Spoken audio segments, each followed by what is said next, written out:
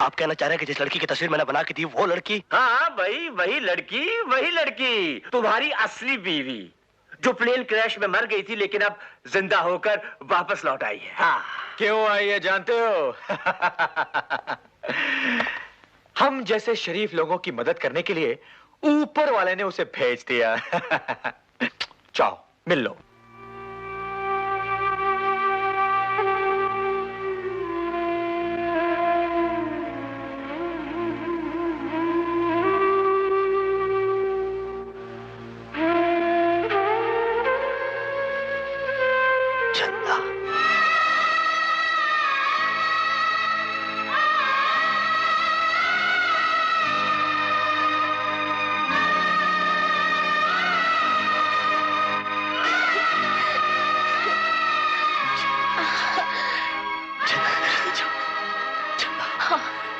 मुझे अपनी आंखों पे यकीन नहीं आ रहा। मैं तो कभी सोच भी नहीं सकता था कि तुम कैसे हो जी? कुछ मत पूछो, कुछ मत कहो, बस जी भर के देखने दो मुझे। सिर्फ मुझे ही जी भर के देखते रहोगे जी? मेरे साथ जो मेहमान है उससे नहीं मिलोगे?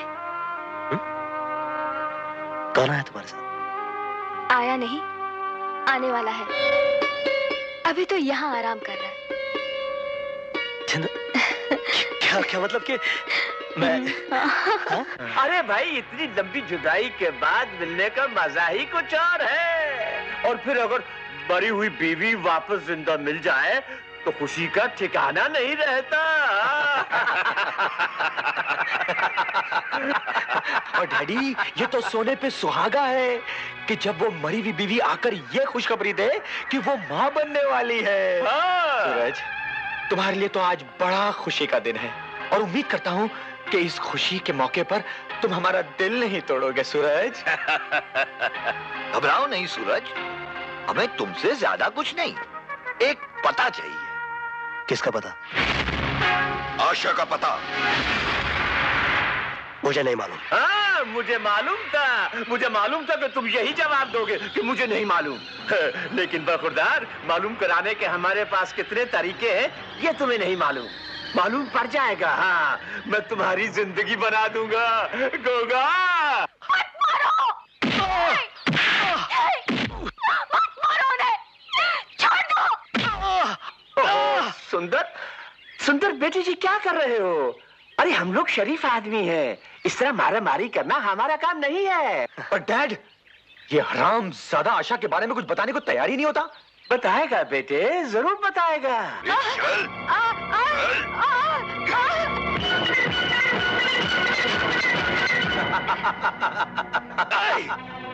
इस बेचारे ने क्या बिगाड़ा तुम्हारा? इस बेजुबान पे क्यों जुल्म कर रहे हो तुम लोग? इसलिए कि पिछले 14 सालों से इसने बड़ी खामोशी से हमारी सेवा की है, हमारे सामने कभी अपनी जबान नहीं खोली। मैं तुम्हारी जिंदगी बना दूंगा जमुना भाई। कोई आखिरी ख्वाहिश हो तो बोलो। नहीं, ऐसे नहीं है। बोल के बताओ। हाँ, बोल के बताओ। रामजादी, पिछले 14 वर्षों से तुम मुझे बेवकूफ बनाती रही है। बोलना नहीं आता तुम्हें? तो फिर इस लड़की के सामने तेरी जबान कैसे खुल गई? कहा था ना तूने इसे। बेटी, तू नहीं जानती कि तूने यहाँ आकर अपनी और अपने पति की जिंदगी खतरे में डाल दी। लेकिन मैं तेरी जिंदगी बना दूंगा, क्योंकि तू ये नहीं जानती कि सबसे पहले तूने अपनी जिंदगी को खतरे में डाला है। हाँ जनकराज, मैं बोल सकती हूँ। और आज जो मैं कह रही हूँ वो ध्यान से सुन जनकराज। तू लाख कोशिश कर ले, मगर ये जमीन जायदाद तेरे हिस्से में कभी नहीं आएगी। तेरे हिस्से में आएगी सिर्फ जेल जनकराज, सिर्फ जेल। होगा। और तुम्हारे हिस्से में मौत आएगी जमुना भाई, मौत आएगी। खिलौना है। देखो, जब मैं इसको दबाऊंगा ना तो देखो क्या होगा। ये दब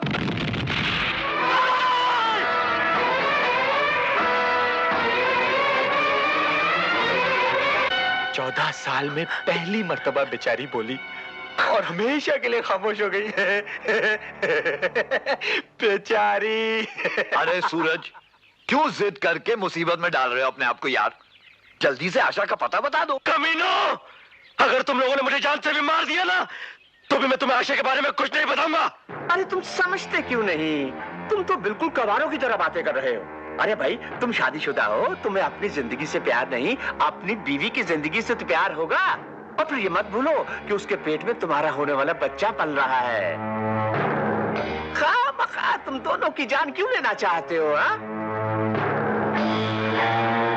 होगा क्यों टाइम जाया कर रहे हो?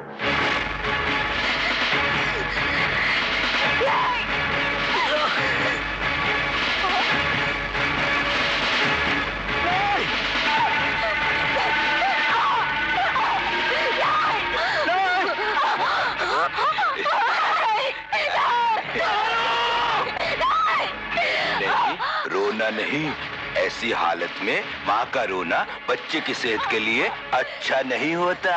अरे भाई, आशा को इनके हवाले कर दो और अपनी बीवी को सही सलामत यहाँ से ले जाओ। हाँ, सोचो, कुछ सोचो। अरे भाई, इसे किसी अच्छे से नर्सिंग होम में एडमिट कराने की सोचो। अपने आने वाले बच्चे का नाम सोचो। हाँ, उसे स्कूल में दाखिल कराने के लिए अभी से सोचो, अभी से। हाँ, बहुत काम करने हैं तुम्हें सूरज, तुम्हें बहुत काम करने हैं। क्यों किसी पराई लड़की के लिए अपने बसे बसाए घर में आग लगाना चाहते हो? बेवकूफी मत करो, बोल दो। अरे जरूर ये नर्सिंग होम का खर्चा बचाना चाहता है। ओहो, खर्चा इसकी किस्मत में लिखा है वकील। नर्सिंग होम का खर्चा कैसे बचेगा है? अगर ये नहीं माना तो इसे वही खर्चा अपनी बीवी के अंतिम संस्कार पर करना होगा। क्रियाक्रम करवाना, चौथा करवाना, 13वां करवाना, लोगों को खाना खिलवाना। तुम लोगों को आशा चाहिए ना? ठीक है सूरज, ये बहुत पावरफुल रिमोट है, 50 किलोमीटर तक ये काम करता है। रास्ते में किसी तरह की होशियारी की तो मरते वक्त तुम अपनी बीवी का चेहरा नहीं देख पाओगे। ये लोगों का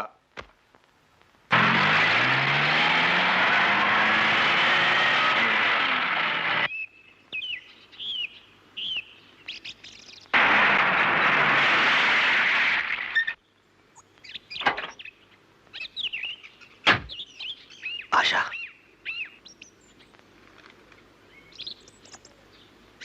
सूरज, मैं जानती थी कि तुम मेरे पास जरूर आओगे।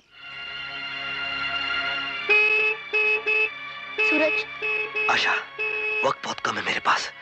बस इतना समझ लो कि मैं बहुत मुश्किल में हूं। अगर तुमको भरोसा है मुझ पर तो मेरे साथ चलो। तुम्हें कुछ नहीं होगा, ये वादा है मेरा। इसे बीच में बैठने दो। जब से तुमने मेरी तस्वीर बना के मुझे जेल में भेजा, मैंने किसी लड़की को छुआ तक नहीं। इसे कुछ नहीं करूंगा, खाली थोड़ा सा छूंगा, बहुत मजा आएगा। आओ प्लीज, कम ऑन, आओ।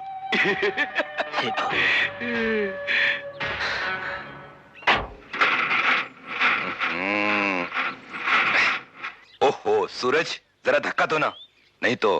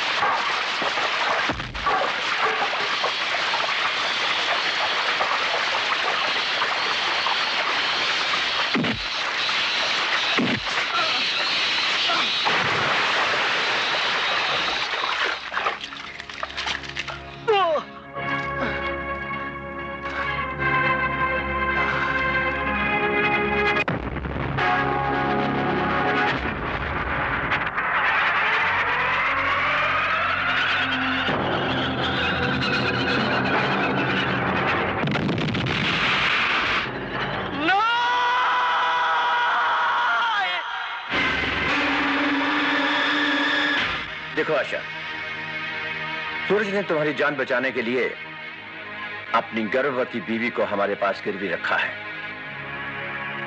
तुम इन कागजात पर दस्तखत कर दो और मेरे बेटे से शादी करके मेरी बहू बन जाओ। मैं तुम्हारी जिंदगी बना दूंगा, वरना एक मासूम औरत अपने गर्भ के बच्चे के साथ मार दी जाए। नहीं आशा, इन कागजात पे दस्तखत मत करना। मैं अच्छी तरह जानती हूँ कि मेरे पति बिना किसी खास मकसद के मेरी और अपने बच्चे की जिंदगी को दांव पर नहीं लगाएंगे। तुम मेरी चिंता मत करो आशा, बस मेरे पति की इज्जत की लाज रख लो। अब मेरी समझ में आया कि तुम्हारे पति के दिल में तुम्हारे लिए इतना प्यार, इतनी भक्ति क्यों है। तुम दोनों को एक साथ देखने के लिए मैं कोई भी कुर्बानी देने को तैयार हूँ। बस यही एक तरीका है सूरज के एहसानों का कर्ज उतारने का।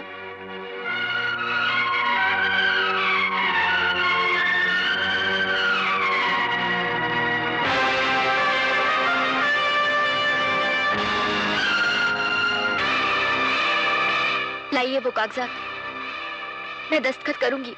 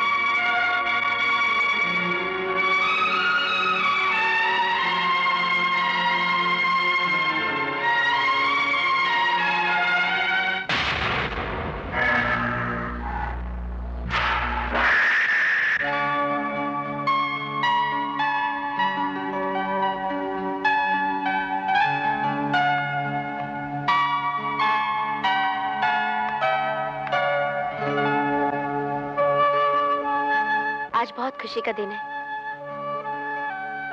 है ना? आज मैं बहुत अमीर लड़की बन गई हूँ, करोड़ों की जायदाद की मालकिन। लेकिन सब कुछ होते हुए भी खैर। एक बात कहूं आशा, दुनिया के रचयिता ब्रह्मा ने हर इंसान का भाग्य लिखकर ही उसे इस दुनिया में भेजा है। सुख और दुख उसके जरूरी अंग है। इस बात को समझकर जो जिए उसी का नाम जिंदगी है। समझ रही हो ना?